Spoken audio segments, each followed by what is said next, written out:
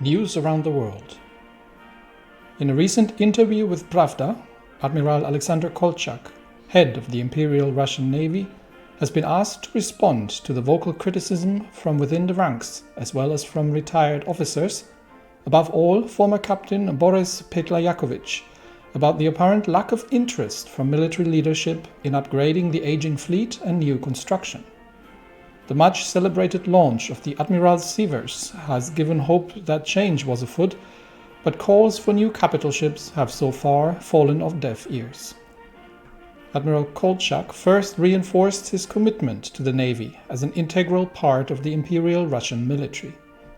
In fact, the dockyards have not been idle, and a sizable fleet of mine-laying submarines have been constructed over the past years.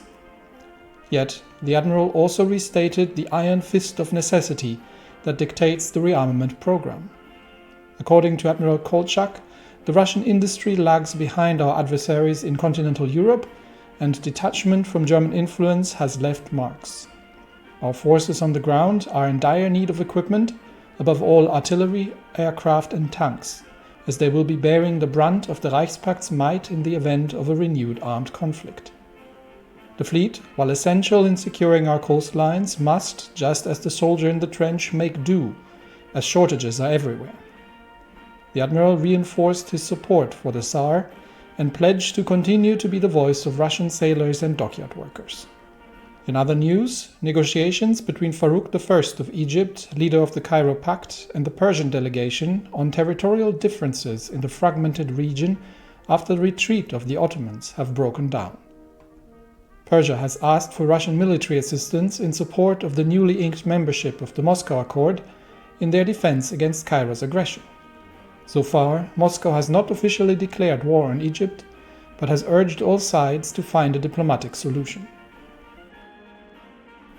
Things are indeed incredibly chaotic, as the Egyptian war or the Cairo Pact's war on Persia, Ha'il, Georgia and Azerbaijan for expansion of Egyptian territory has caught most of the Persian troops off guard, who are still actually deployed in the desert. The Russian imperial divisions are still on the way out of the old battlefields, and all in all, things are more than a little bit chaotic. So we will have to.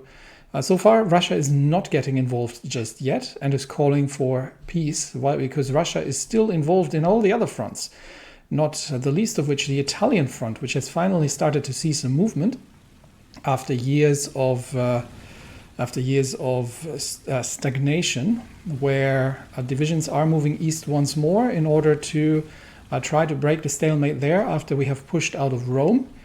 And the other flanks as well, with the Chinese front needing offensive action, and most definitely the Pacific volunteers still helping out the Pacific states against the American Union state, preventing a potential involvement of the Dominion of Canada, who have threatened to assist one side if the Civil War was going to cause any further bloodshed.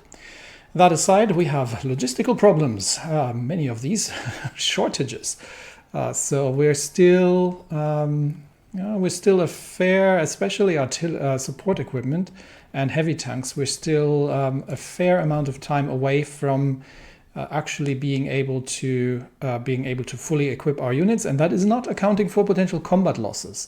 So the industrial program has to continue. But we also have to rapidly reinforce the front lines before we enact any further significant industrial buildup. And we do have to take a look at the Air Force and see if we can create a new air wing. This is all training. These are training air wings, but we'll create them anyway. And they can go into exercise. Yeah, the Navy has launched the Admiral's Seavers, actually the sister ship of the Ushakov. The Ushakov herself is still under construction, and we are going to have to reorganize the submarines into we've got a good number of submarines now. We've got to reorganize the submarine somewhat, but we also do need to give the crew some training. So we're probably going to be starting with that. Currently she's docked in Petrograd, so she will be running exercises in the Gulf of Finland, and then later on she will be joining the Baltic Fleet and support the ships. Well, she is officially part of it, but she will support the ships there. Actually, no, we have the Admiral Apraxin. That's actually a second one. Okay, I haven't paid attention. We've got two of them, so she needs to join there. So these two ships will be exercising together. That said, we've got two cruisers now, which means we can probably do one more. Then we've got this will still take until August 1940, and then we will see what we're going to do next. How are we in this position? We've got 6 here, so with 2 more light cruisers joining, that is a reasonable battle group. We've got the group in we've got the Black Sea Fleet, which is it's not going to be doing an awful lot, to be honest, and we do have the submarines, which do need some organization, but all in all, this is the heaviest fleet. Now, the reason I haven't really done much on the Navy, on top of the stated reasons, is obviously we are missing the research. So advanced heavy hulls are not even researched at this point, and advanced armor schemes would have to be researched. So there's just a lot of tech missing, and we also haven't researched the equipment conversion, which means that any kind of naval refits are going to take a very long time. So until that is the case, we're not really going to have any further improvements in terms of capital ships. But we'll see what we can do in the Baltic area, and we'll do what we can. But the primary focus of resources for now is going to be the army on the ground. All right. That said, what else? It's been a while since I recorded the last episode. The one that I released last actually was already recorded quite a while back.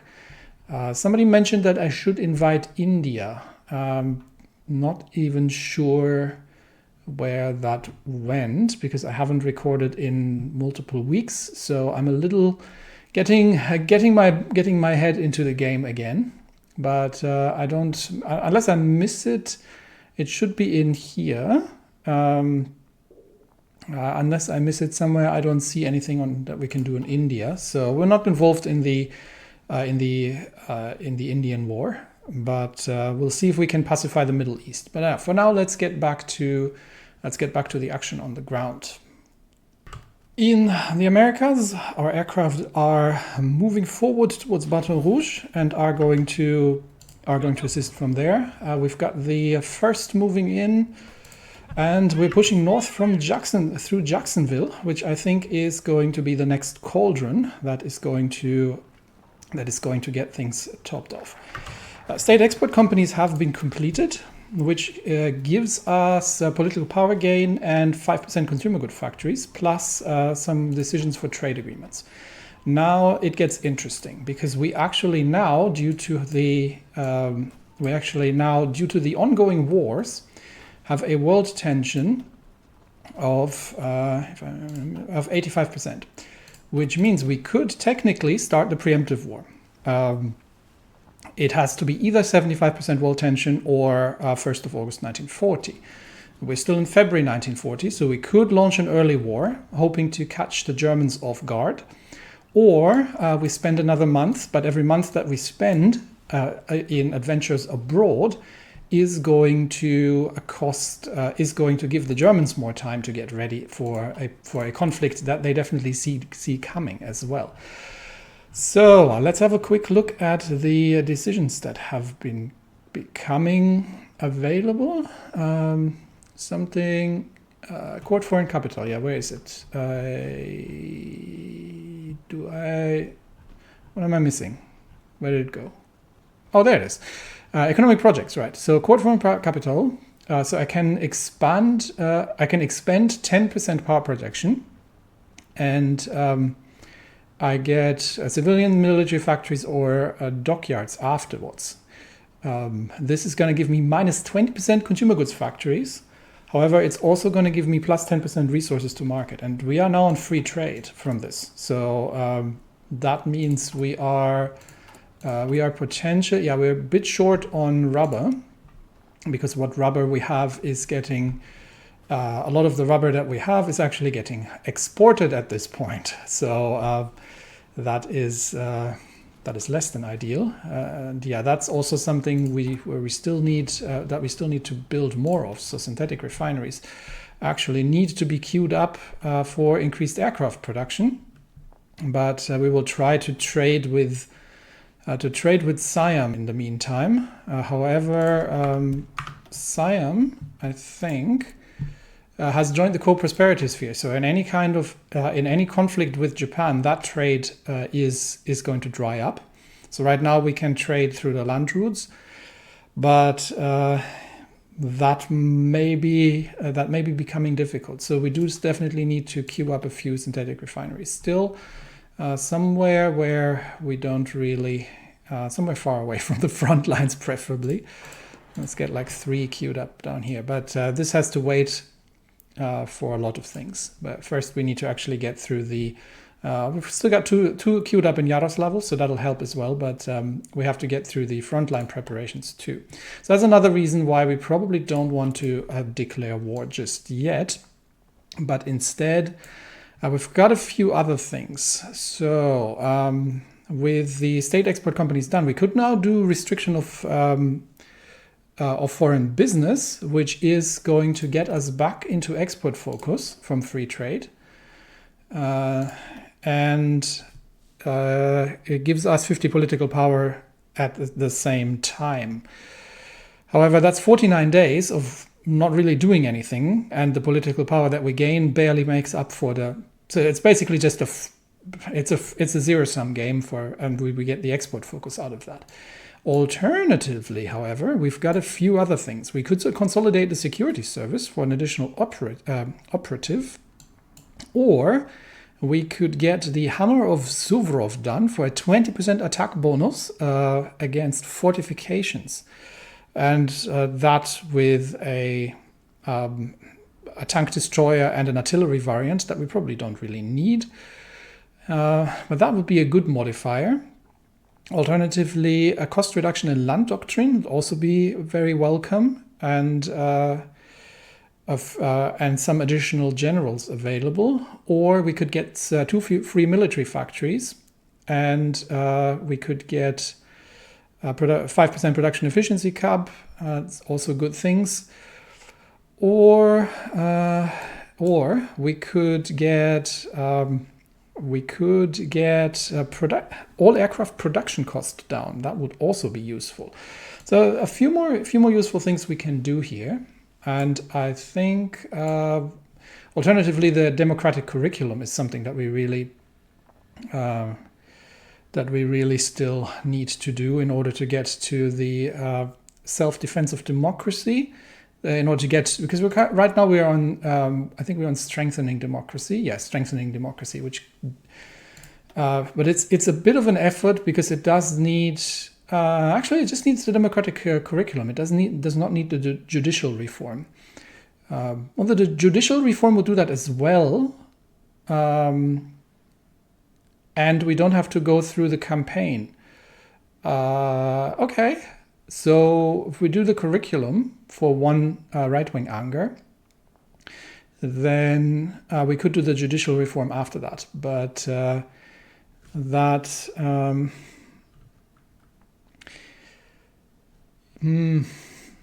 are going to lose some stability once war breaks out, and we do need the stability for the factory output. So this may be useful.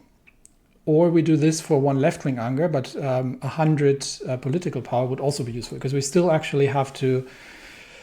Fill out the. We don't even have a chief of air force at this point. The political power is scarce as it is. Choices. I think I'm going to do the Hammer of Suvorov, because that is probably going to be, we're going to do that. That is going to be something we'll need to deal with sooner rather than later. The court foreign capital, how much power projection do we have at this point? 20. That sounds like a good decision, because the additional 10% resources to market is not going to make an awful lot of difference. Except for rubber, we're pretty much good on everything, and obviously oil as well. Our fuel bunkers are relatively full, and we have a good amount of oil available to us. So that is probably, and it gives us, after 180 days, potentially, it gives us a free factory of sorts.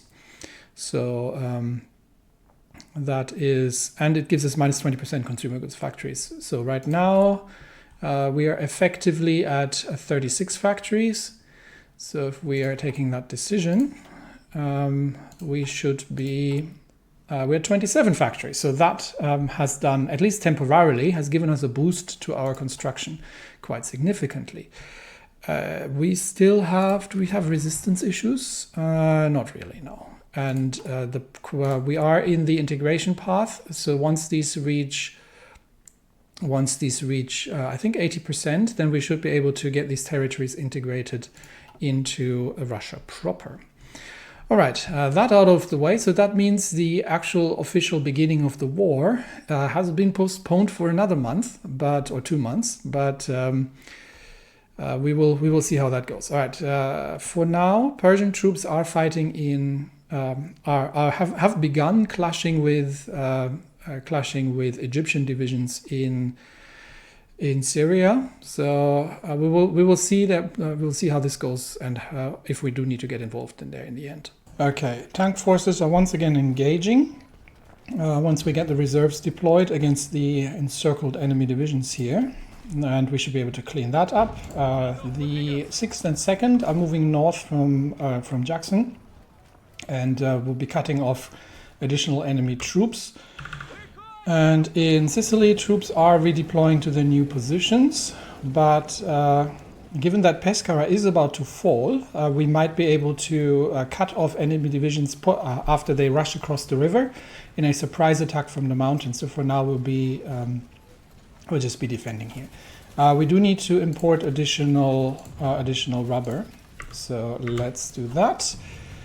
And we've got more decisions available.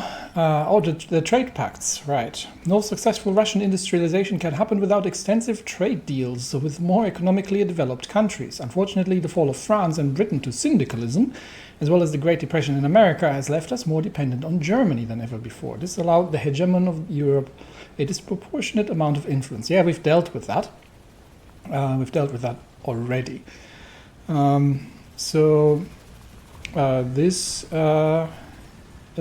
Okay, so we have state export companies which can be improved. So right now it gives us political power gain and consumer goods factories, but we can spend additional. We can do additional trade treaties using our power projection with the Deccan Federation, which currently looks like it is winning in India, so that would make sense. Or with the Anglos, which would be the Dominion of Canada. So Canada would give us political power gain and another 3% consumer goods plus 100 convoys. I don't really need the 100 convoys, I believe. And this would give us... the problem I have with this is that it costs 20 political power. We're not at. There's no war prerequisite, so for now, okay. The others don't have a high enough opinion of us. Interestingly enough, we can trade with the Americans once the Civil War is over.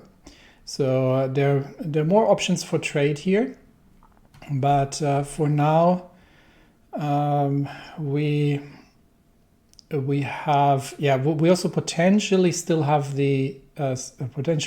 options here, but I really need the political power to get at least the military stuff somewhat populated before we are going to war. So this is interesting, but for now we shall not enact anything. If at all, I'm not sure if these are this is just resistance. Yeah, I don't know if these are going away once we go to war, but interesting options. However, right now busy elsewhere. We have rescued our operative, by the way, which means we can once again build up, especially in Kharkiv, and we'll send the other one to. We sent the other one either to Kiev or to Crimea, where we might actually be able to force a over the Kerch Strait. Not really, but we'll build up intelligence regardless, just to see what we can do. Because I don't think we have an effective marine template. Not really, no, and we're not spending army experience on that right now. So let's get back to it, and we do have potentially a few mountain divisions that we don't need, because the Ottoman Empire for now, unless they we'll leave them here deployed at this point, but we might pull them north and see if we can use them for special operations anywhere.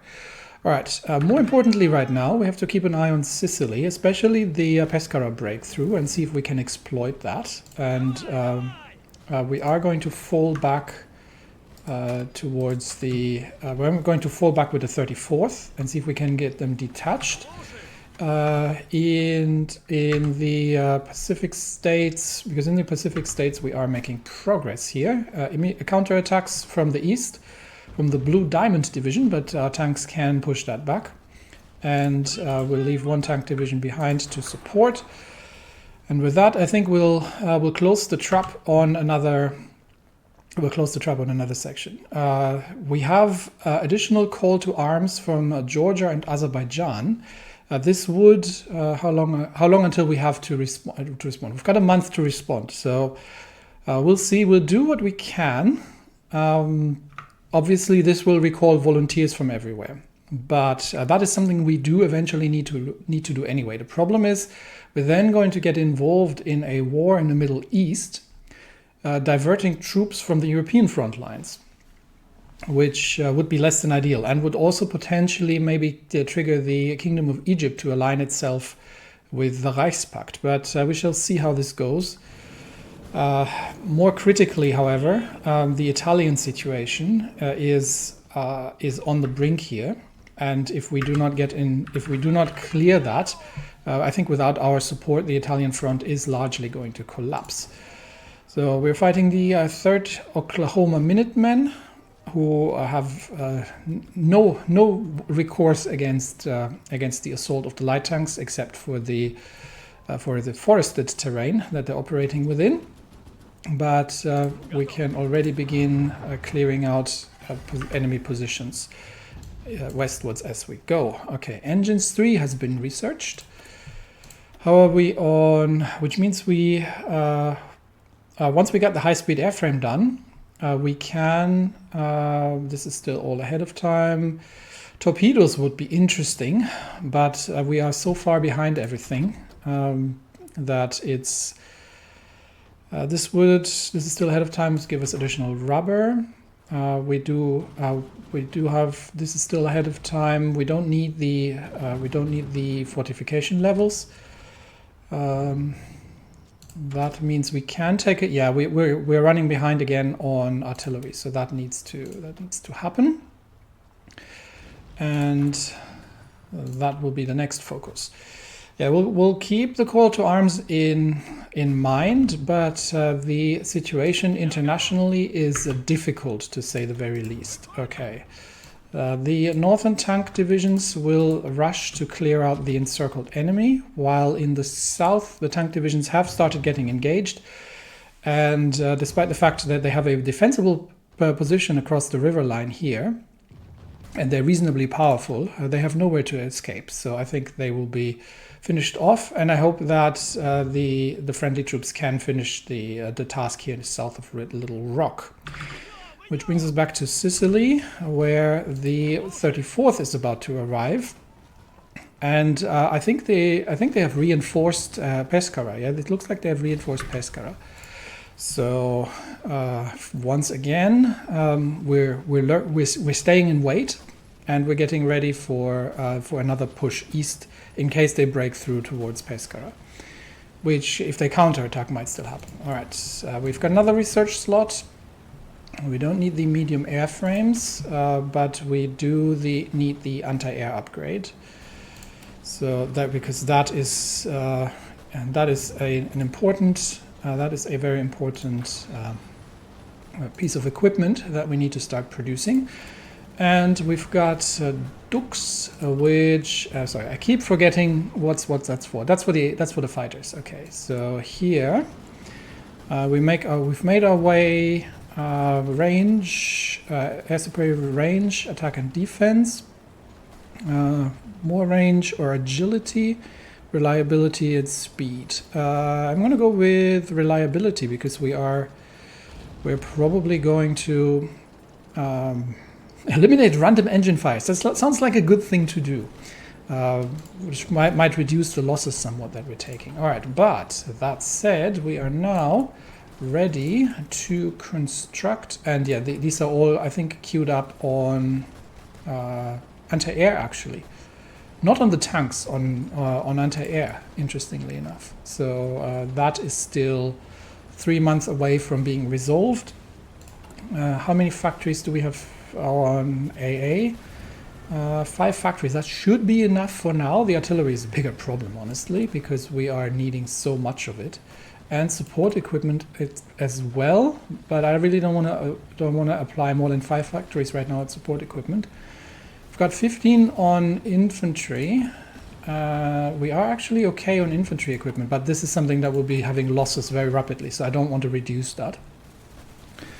And we'll also get railway guns constructed in Moscow relatively soon, so that's a good thing. We'll make that probably 4 all in all. So we leave the 5 factories on that. We are still we've got 10 factories on the flame tanks. We've still got 5 on the BT-7As. And we're very slowly starting to build up the heavy self-propelled guns. And close air support still behind because we haven't gotten to it. We're not even fully supplied on armored trains. All right, we've got the Polikarpov I-185. The game was suggesting an I-27. I don't know where they got that from. Quick research, very brief, superficial research didn't come up with anything. So I've put so far 3 heavy machine guns in, and we compare that to the I-170S. This is significant improvement in terms of firepower. However, the range is shorter, which is probably due to this thing not having drop tanks. Yeah, if we put drop tanks in, it's about the same, with still improved agility. But we do have to keep an eye on the weight because we're already at 23, so we don't want to make that too slow. Now we could put in self-sealing fuel tanks, which would be good, but the problem is that these cost an extra rubber, and rubber is a resource that we are very, very short of. So alternatively, we could use the extra fuel tanks as well, but that would slightly reduce air defense. Not a fan of that. So instead, we could use the armor plates, which would reduce the range all in all, and still be within the weight limit. But it's not quite as effective as the the self-sealing fuel tanks. The problem is the cost in rubber that's suddenly doubling. So this would be a cheaper alternative to get a bit of a better outcome. So we'll do the armor plates. We're not going to do the extra fuel tanks. Or we could, if we did the extra fuel tanks instead, that would better range, but lower down the air defense. I think we're going to go with the drop tanks, because that allows them to drop them off before they actually get into combat. Now we just have to find a model that actually looks like what I want it to look like. This is pretty good. All right, that is the I-185, the new and improved fighter model, better, more reliable, more agile, significantly more firepower, and better survivability for slightly less range than the I-180S. So we'll save that, and that means we will immediately begin construction of these instead of the I-180S. And we'll be doing the I-180 has already been decommissioned. So we'll build these instead and run that up. All right, so that's that. We may be able to do we've still got some older models from the I-180s laying around, but no, we'll focus all factories on producing the new aircraft. All right, so that's done, which means here we'll have to hurry to clear out these enemy positions, and do as much as we can before we inevitably get recalled. Canada wishes to purchase some of the old naval bombers that we have. Yes, we can do that. And Pescara remains, if they are counter-attacking, remains very vulnerable. It looks like they are not currently. Okay, the volunteers from Egypt and Persia have returned, which means that we do have to keep an eye on the call to arms requests. How is Persia doing so far? It looks like they're doing all right against the Egyptians. It's around Mosul is where the main battles are happening. So we can't spare an awful lot of troops to begin with, even if we are getting involved in the war. So for now, we'll leave that be. Chinese volunteers will have to return, so we might in fact do a last hurrah and see if we can break enemy positions here. And we may be able to, if we get the divisions involved, because we do have aerial superiority over the North China Plains. And we've done relatively well. The biggest problem is air detection, because we're completely relying on spotters on the ground. So let's see if we can manage to get the troops involved here. And in fact, the friendly troops have stopped that. Okay, so let's see if we can manage to break this position here. We should have full plan preparation bonus. Yes, we do. So if we can break that position and maybe return the river line, but it is a secondary goal. In the Pacific states, things are moving, and in Sicily, it looks like the friendly troops have managed to hold Pescara for now. But we do have to keep a very close eye on any kind of developments there. We are getting counterattacked, obviously, north of the river significantly, but we do have a good number of our fighter craft in the air, and we actually have green air over everything. We do need to design ourselves a close air support model as well, but for now we have no factories that could actually get to it. We've still got 9 factories under construction before we're running through the frontline preparations. We'll see how long these are taking. Are we already building? Yes, we are. These should be reasonably quick. I don't think they're that expensive. Yeah, construction cost 500. So we should be able to get through the forts quite quickly. So this is sort of where I want to get before we can begin the war against the Reichspakt. Industrial concern is available, which will move that. This would be synthetic research and fuel gain per oil. Don't need it right now. I'd rather save up for the for the military high command. So who do we have available for Chief of Air Force? So we've got Boldyrev, that would be 5% air superiority. That would be a 10, we've got Lapchinsky for 10% air superiority. That's accidents. That's air superiority mission efficiency. Strategic destruction we don't need, and that's all I don't need either. So Kazakov would be a good choice. Or Lapchinsky. So that's 10%. That's 10% air superiority flat out, and that's 10% mission air superiority mission efficiency. I would love the mission efficiency, but with our range, that should be relatively good. One of these two would be a good choice. Alternatively, we just go with Shishmaryov for now, but we also have to fill up the military high command. We've got a few people available. Let me have a quick look who of our general staff is actually available for this and who we can get in on the ground. Okay, so we've got a few interesting candidates. We've got obviously General Stefan, who could become an armor specialist, and I wouldn't mind having one of them in the military high command. Although this is only for armored divisions, so this would only be for the... this is a secondary one, because currently our army is mostly comprised of infantry. We do have, I believe, was it Drozdovsky? Yeah, Drozdovsky, who is leading the volunteers in Sicily.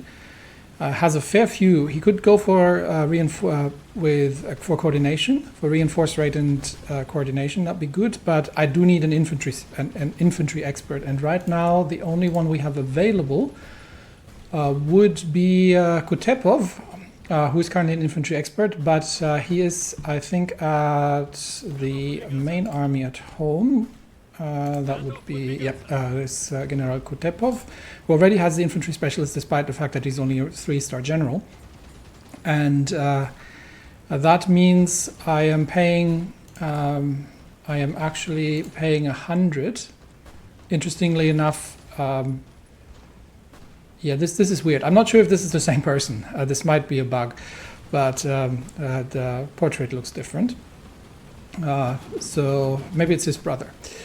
So I would like to have somebody from my own troops. So what I'm thinking is we do have, I think, who was it? General Pepelayev, who can become the infantry specialist. That if we give him that role, then we can hire him as for 50 political power, and that gives us instant 5% infantry division attack and 10% defense.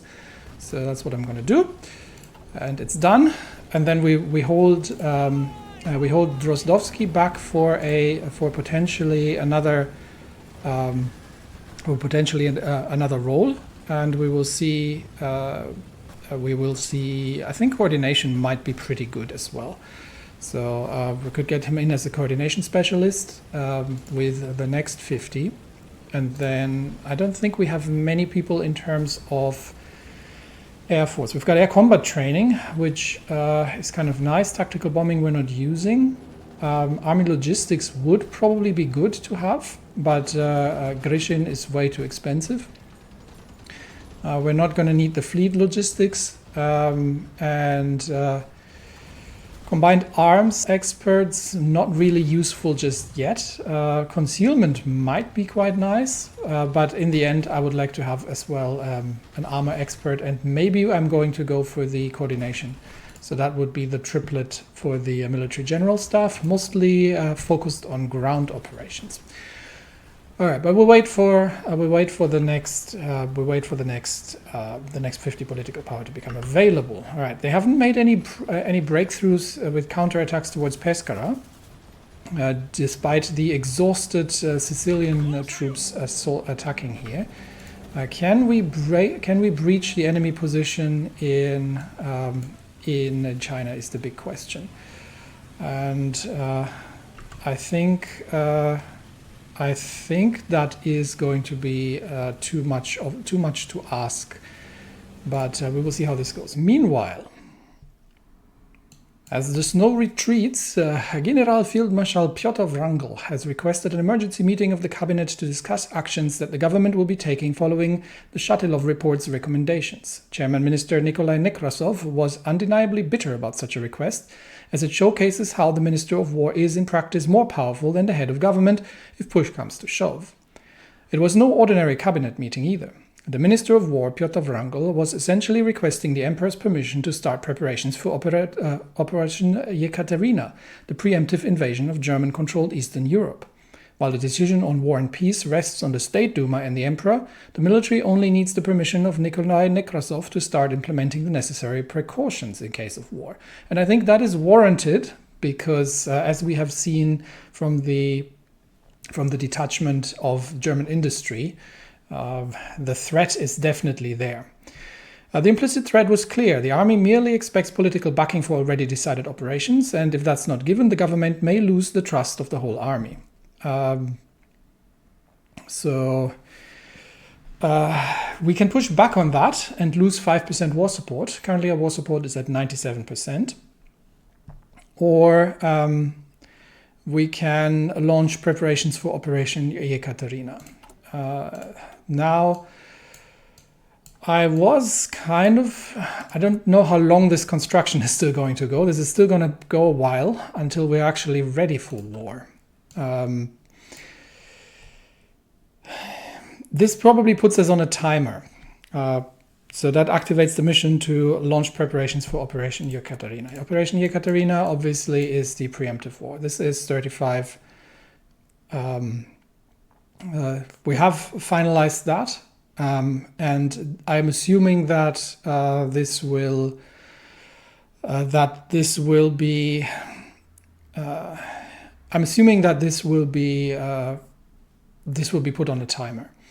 So we could spend 5% war support, or we could acquiesce to Wrangel's demands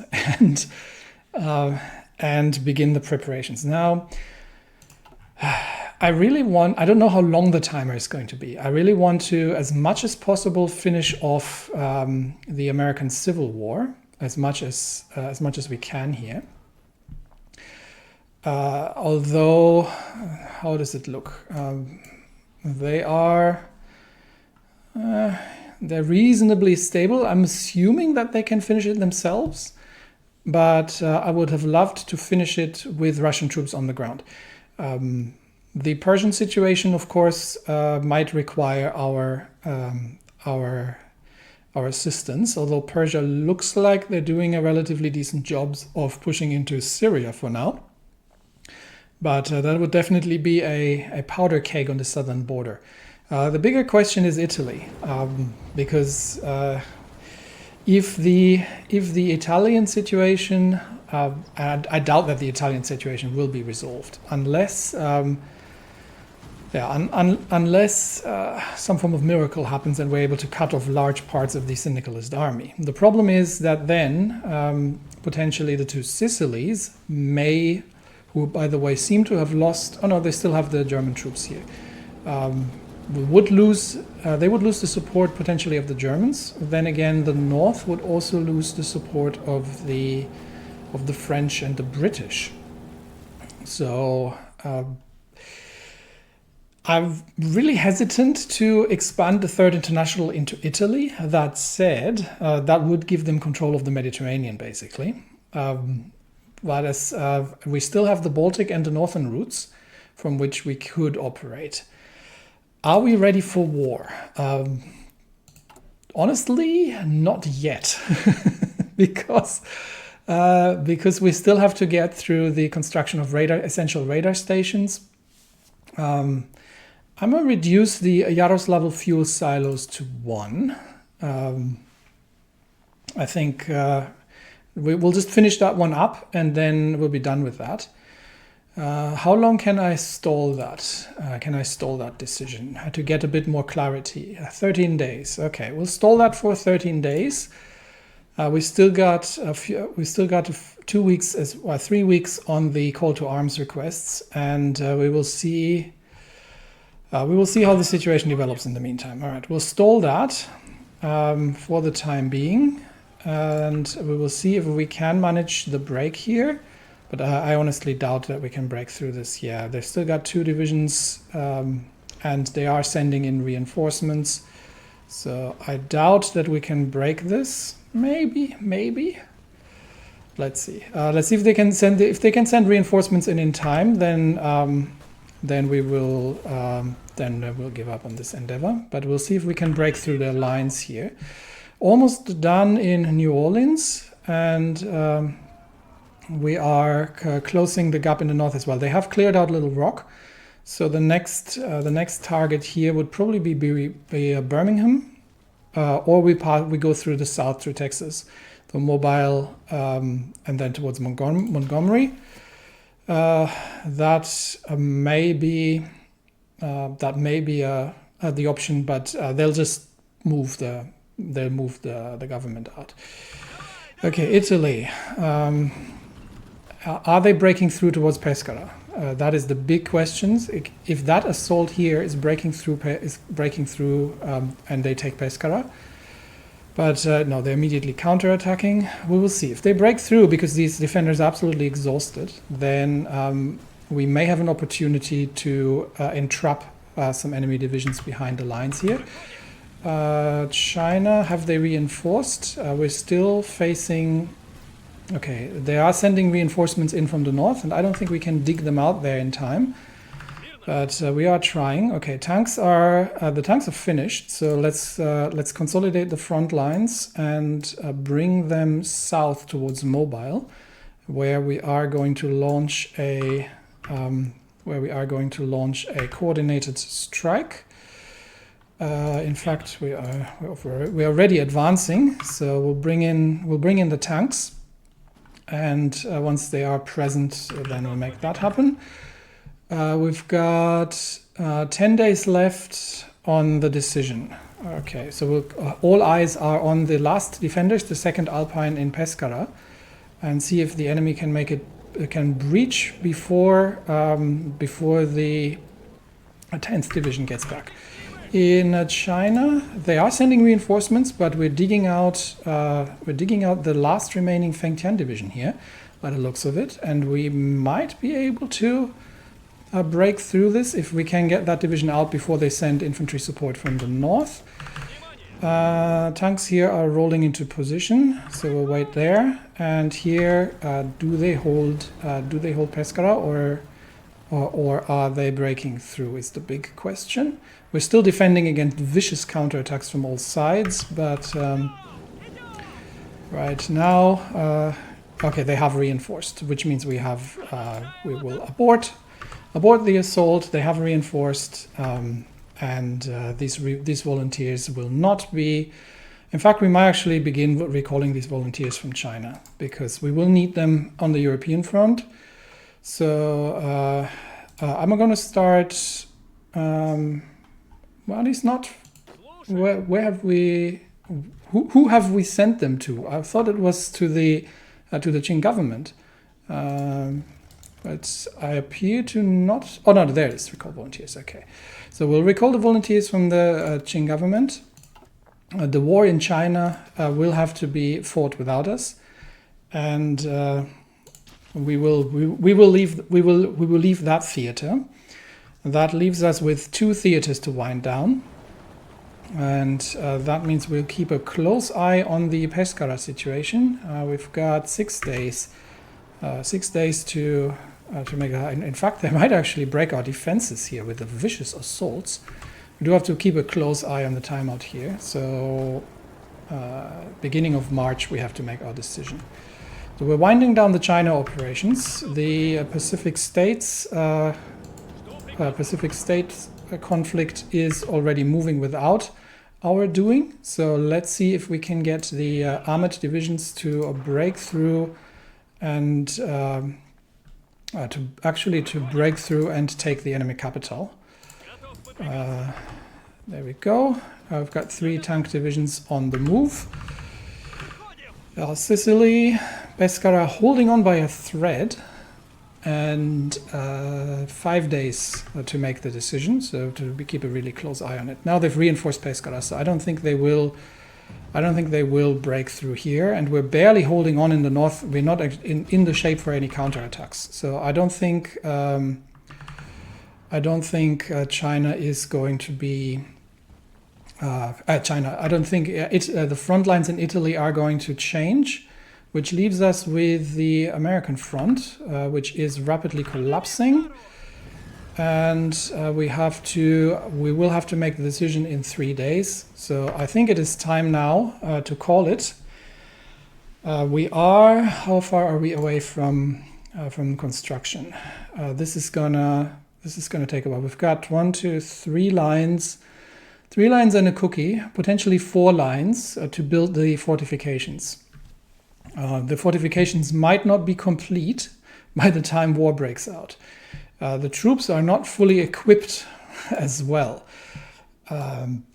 We do have the tanks still in the States, most of them. We do have some tank divisions ready to collapse Ukraine with rapid, and I think we can break through the Ukrainian defenses relatively rapidly if need be. How's our supply situation? Supply situation on the front lines is all right.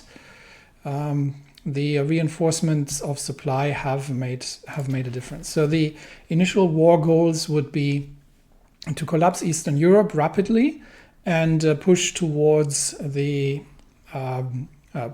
shorten the front lines significantly, because we are facing. So if we can march through Eastern Europe and sort of Königsberg, Warsaw, Krakow line, if we can push the Reichspakt back here, that would be a significant first goal. But even if we just take Kiev and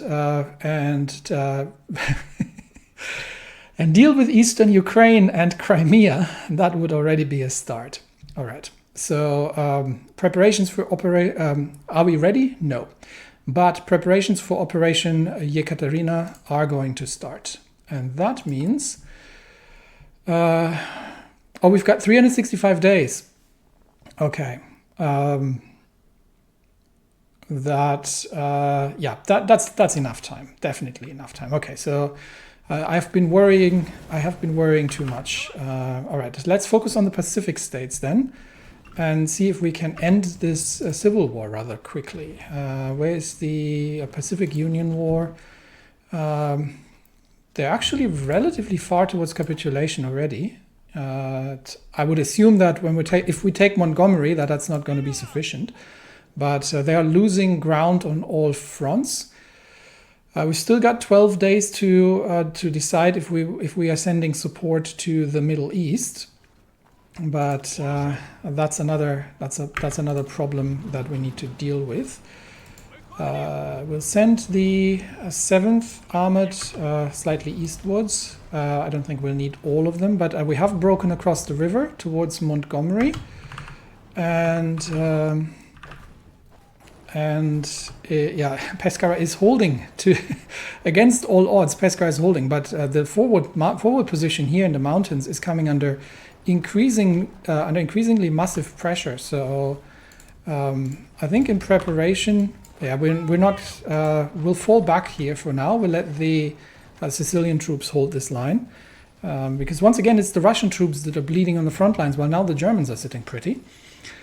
And we might, we'll fall back here for now, and we'll reform. We'll reform on the western flank, where we might be able to push north towards Livorno, and stretch out the lines there. So let's get these divisions redeployed with an offensive line towards Livorno, and see if we can motivate the troops that are currently sitting in the rear to join these efforts. All right, we'll abandon this forward position because it is exceedingly costly in Russian lives, and we've got the tank divisions now pushing towards Montgomery.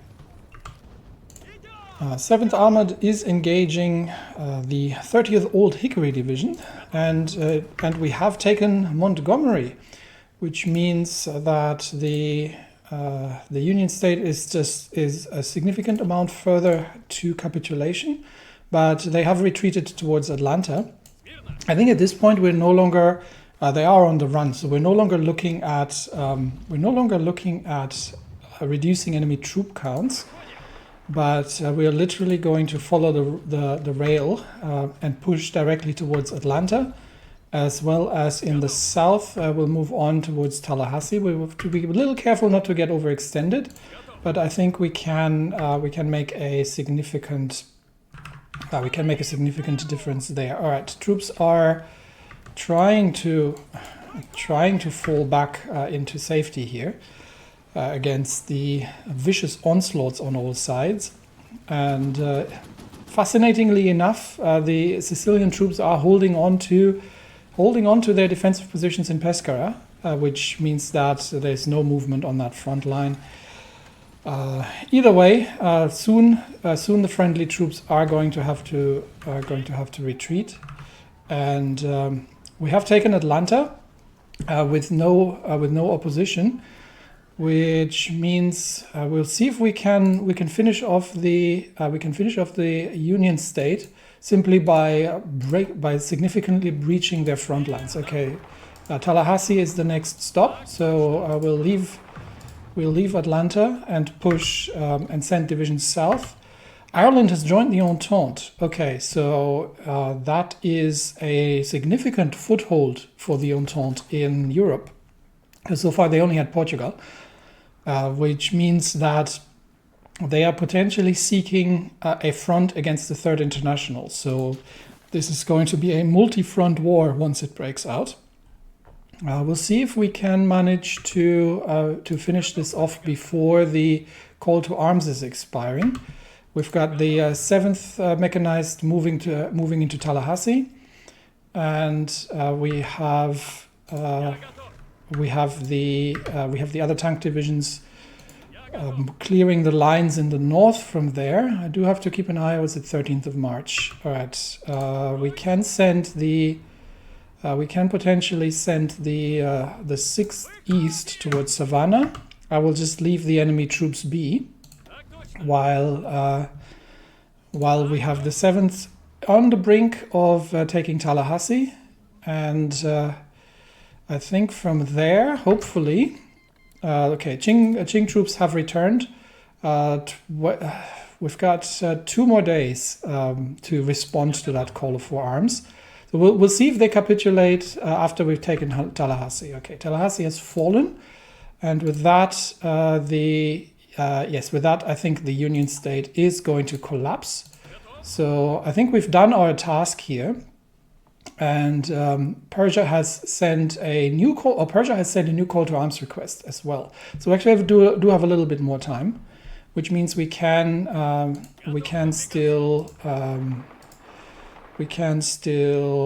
need to go to Miami. We'll move towards Savannah, but we can still secure some more territory.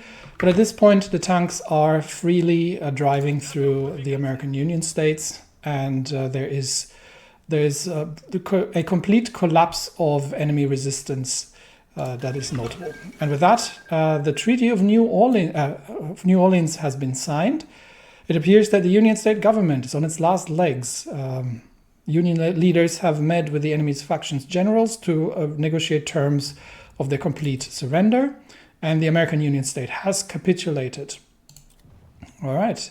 With that, the Pacific States of America have decisively won the American Civil War.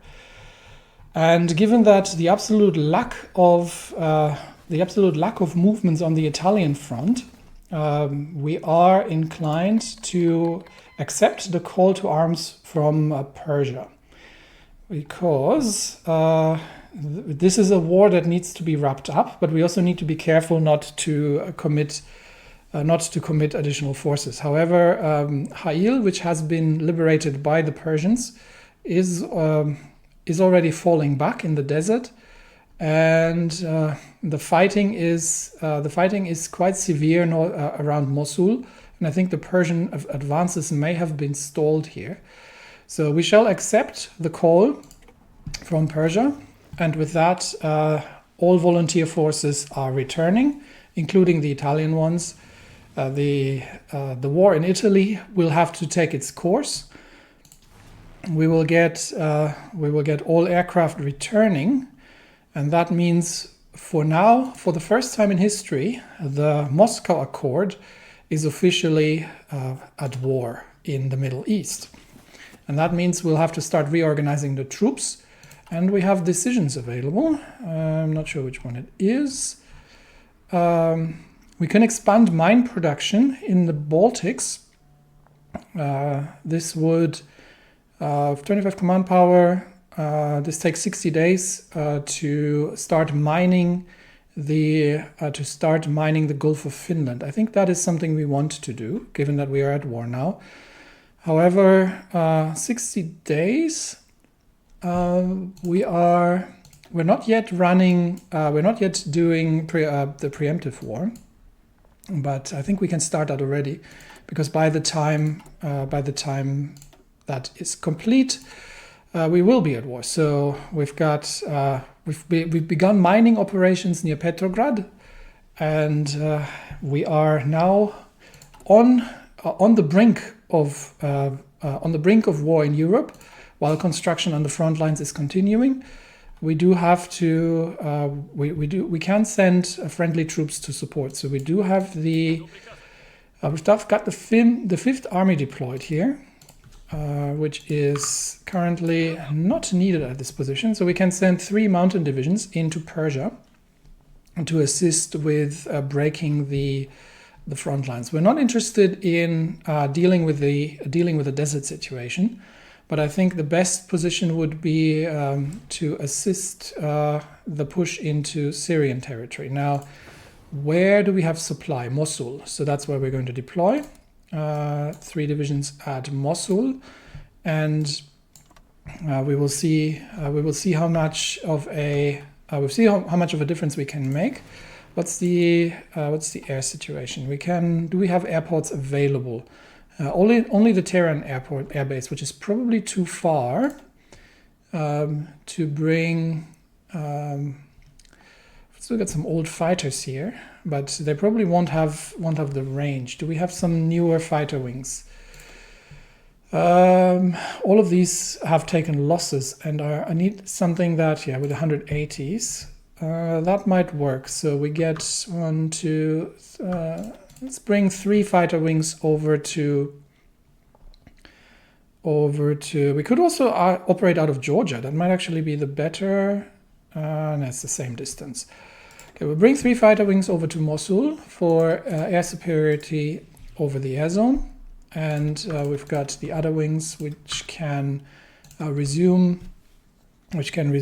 exercises, and we've got a wing of old close air support wing, and two old close air support wings, and I think the other fighters are still on their way on the return legs from the various operations. So these are probably not going to be particularly helpful, but we start bringing them up to the northern flank already, and we should be getting the fighters back from the Americas as well. Okay, so with all the field marshals and generals returning, we are reorganizing the front lines. Field Marshal Denikin is going to take the first European front, which is the main line against the Reichspakt. Under him, the Second Army under Pepeliaev. We've got Kutepov with the Third Army, and we've got Shatilov himself running the 9th. And then we've got Vitkovsky on the 7th and Grishin on the 8th Army. We have Markov taking up the mobile and special forces. We might reshuffle the generals still around on the main European front, but we've got Stefan under command of the tanks. He's still waiting for return from the units from the States, which will come under his command. And we've got Wojciechowski, who's running the special forces. And we've also got troops that are in Petrograd that have returned from the Asian front. So that's the current disposition. And with that, we've got the 5th Army moving towards Mosul, in order to see if they can make a difference in the Kingdom of Syria before the actual war breaks out. And we are going to have to start organizing our fighter wings. With what little we have, we're mostly going to probably be defensive and focusing on single air zones. So I'm not going to start spreading out the wings across multiple air zones at this point. We are simply going to see if we can dominate the areas where we are going to be aggressive, which is either the Baltics or the Ukrainian front, both of which the Baltics have a significant infantry contingent in order to take Riga and secure the approaches to Petrograd. And in the south, we have the tanks positioned both at Kharkiv and in the south near Luhansk, in order to quickly drive through the Ukrainian forces and cut them off, take Sevastopol eventually, and push westwards towards the Odessa-Kiev line. We do have an air wing mostly running older I-15 planes that we can move to Baghdad and assist in the desert with what they can, but it's not going to be an awful lot. The Second American Civil War, the bloodiest conflict to ever descend on the New World, is over. And as sobbing widows bury their dead husbands and sons, the old regime of the United States of America has re-established itself across the 48 states. Martial law is being removed across the nation, and the last rebel holdouts are being taken care of by the National Guard. Even though the United States has won, the loss that it had to endure will change the face of the nation forever. Most major cities are heavily damaged, hundreds of thousands are dead or injured, and the carefree open mentality of the American people has taken a drastic blow. The Pacific states, for now, have not been joining any faction, but Wendell Lewis Wilkie and his Pacific Democrats are going to have a task to rebuild the nation and bring it into a new age and try to create peace among the ideological challenged factions. Okay, we've got additional mountain divisions that we're sending to the south, and Armenia is requesting a non-aggression pact. They are part of the Tabriz Accords, which means that they're actually on our side, basically. So they are. I think they have a separate accord with the Persians. Yeah, I am. Given that the Persians are part of the Moscow Accord, and I think Armenia is the only state left of the Tabriz Accords. So they are fighting. They're fighting on our side, but and they do have a non-aggression pact with the Persians. Is there anything in Armenia that we care about? I don't think there is. But let me have a very quick look. No, it's full of mountains. Otherwise, not much. Yes, I'm happy to bring peace to the Middle East as much as humanly possible, while we are trying to get troops into Mosul for offensive operations. And we now have fighter craft available over Kurdistan. No enemy troops here, and the I-15s are taking on enemy biplanes over the desert. Actually, we do have a few I-180s in there as well, so they will have a better range. But still, mission efficiency and air detection is absolutely abysmal. Talking about air detection, are we actually complete with the first radar stations? That would be the question. Yes, we are. The coverage is minimal, but the first radar stations are coming up along the front lines here. And we will do what we can to make that work. Concentrated 4 should be done, which is going to give us additional factory output and hopefully a bit of a boost towards dealing with our deficiencies here. But overall, how many more? We've got 6 more factories in construction. Let's have a quick look. How many we are deficient? Yeah, that'll fill up the heavy self-propelled, but we don't have enough for. We don't have by far enough factories for the aircraft. So we are going to need more military factories. and we're going to need them soon. We do have availabilities along the coastline, along the front line with Ukraine, which is not a great position to put additional factories in. But, the Pacific States of America are victorious, yes. From the Appalachian Mountains to the Rocky Mountains, from the Great Lakes to the Great Plains, war is finally sunsetting over the American heartland. The threat that the syndicalists once made Vladimir III quiver and shake over the future implications of the New World, we're sort of allied with them, but news be news, can finally be put to rest as the Pacific States is consolidating their triumph. Great thanks are being given to our heavy involvement, with several beneficial trade negotiations slowly being implemented, favoring our side to get the American economy chugging along once more. So, we get experience and power projection. So with that, we potentially have a trade agreement with the... Yes, we can do the American trade agreement, which is giving us 500 trucks. That would actually be quite useful. I don't know how many trucks we have, but it's nowhere near enough. Unfortunately, that also costs me 40 political power, which I currently don't have available. So we do have the things we have to do. We do have to get a chief of air force eventually. But I do want to fill out the ground positions first. So I have to get two more ground positions filled out. We eventually are going to need a theorist. We are actually reasonably far along. We've got 4 more. It's not a huge saving anymore in terms of army experience. But do we have anything else? This would be shock. We could get Golovin, or no, we don't need that. That's air doctrine. Firepower proponent would be. Yeah, I think getting Golovin into as a theorist would be pretty good, and then we can save a bit on the experience to make that happen. Anyway, for now, troops are moving towards Mosul, towards the front lines near Mosul, and will be assisting the Persian forces in the fight against the Kaiserreich. And we are, once the Hammer of Suvorov has been signed off, be moving towards the preemptive war. And we are actually at 95% stability, which is pretty good. Our war support is obviously a bit lower than it usually is, and especially the combat casualties are starting to bite.